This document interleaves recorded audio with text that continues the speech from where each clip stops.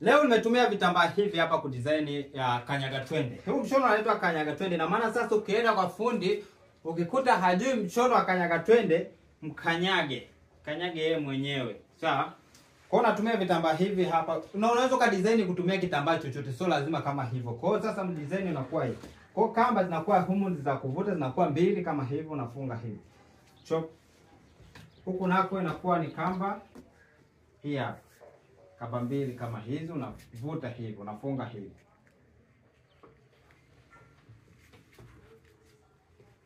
Fundo anakuambia design mchoro kama huu uwezi. Sasa nishaambia njoni kwenye group niwafundishe. Namba WhatsApp ipo hapo chini, unakuja kwenye group unajifunza mchoro unayotaka. Liche mshonaji the brand. Kama utaki endelea kudanga, mimi sikulazimishi. Mshono huu ni simple sana. Ukishakata hapa una design vizuri, hapa inakuwa ipo hivyo. Mshono unaitwa kanyaga twende. Mwambie fundi wako kushonea kanyaga twende, atakuwa mimi mishono nitakuwa natoa kila siku, na usisahau kunifollow. Namba WhatsApp ipo hapo chini, utakuja kwenye group unajifunza. Hii hapa imeisha. Kama utaki endelea kudanga, hizo ndo shida zetu.